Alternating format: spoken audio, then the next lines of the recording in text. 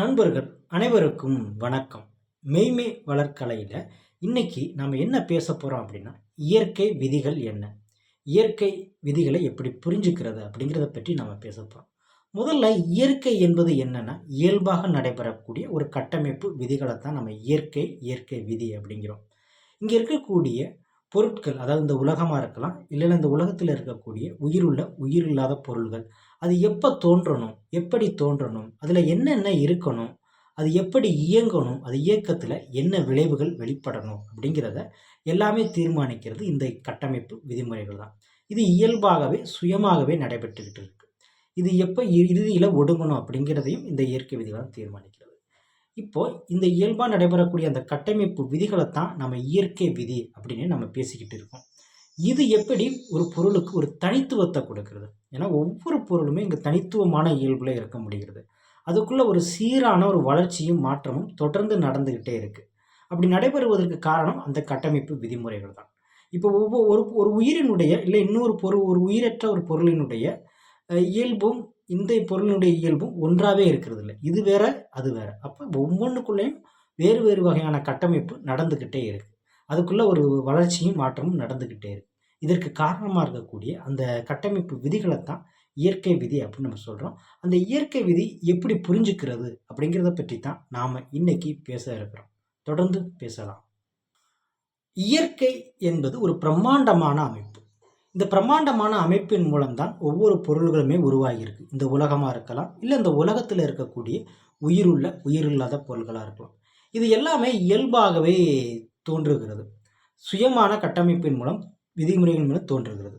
இப்படி சுயமாக நடைபெறக்கூடிய இந்த கட்டமைப்பு விதிகளை தான் இயற்கை விதி அப்படின்னு நம்ம பேசிக்கிட்டே இருக்கோம். இந்த இயற்கை விதிகள் தான் ஒரு பொருள் எப்போ தோன்றணும், எப்படி தோன்றணும், அதற்கான சூழல் எப்படி இருக்கணும் அப்படிங்கிறத தீர்மானிக்கிறது. அது எந்த சூழலில் எப்படி இயங்கணும் அப்படிங்கிறதையும் இந்த இயற்கை விதிகள் தான் தீர்மானிக்கிறது. இந்த இயற்கை விதிகள் தான் அந்த பொருளினுடைய இறுதி நிலையையும் தீர்மானிக்கிறது. அப்போ ஒரு பொருள் எப்படி தோற்றத்தையும் அதனுடைய நின்று இயங்குவதையும் அது இறுதியும் முழுமையாக தீர்மானிப்பது இந்த இயற்கை விதிகள் தான். அதாவது கட்டமைப்பு விதிமுறைகள் தான். இது இயல்பாகவே நடந்துக்கிட்டு இருக்கு.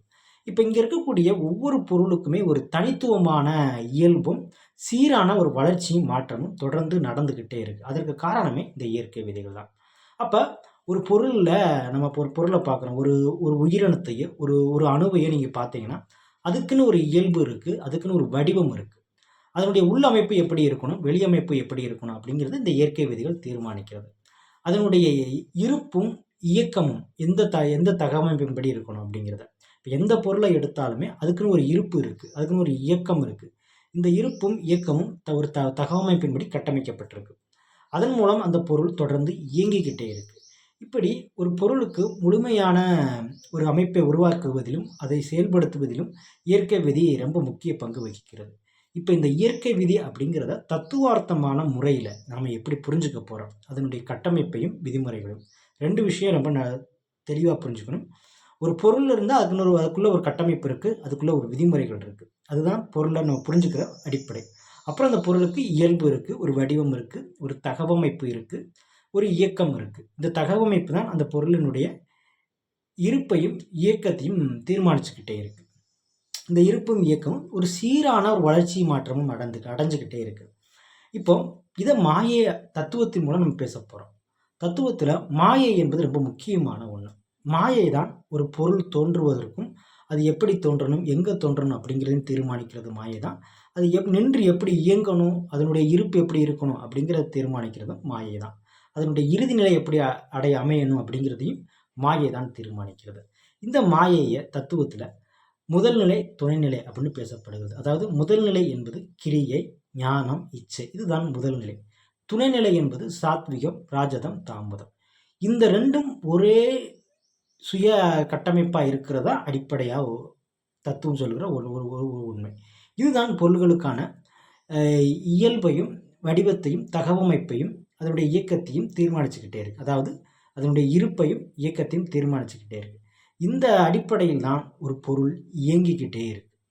அப்போ தத்துவத்தில் இந்த மாயையினுடைய கட்டமைப்பு முதல்ல என்னென்னா, முதல் நிலையும் துணைநிலையும் சேர்ந்து ஒரே கட்டமைப்பாக இருக்கிறது.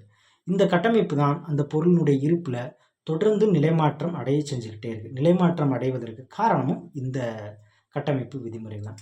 இப்போ இதுக்குள்ள ஒரு விதி இருக்குது விதி இருக்குன்னு சொல்கிறோம்ல, இயற்கையாக ஒரு விதி இருந்துக்கிட்டே இருக்குது அப்படிங்கிறோம்ல.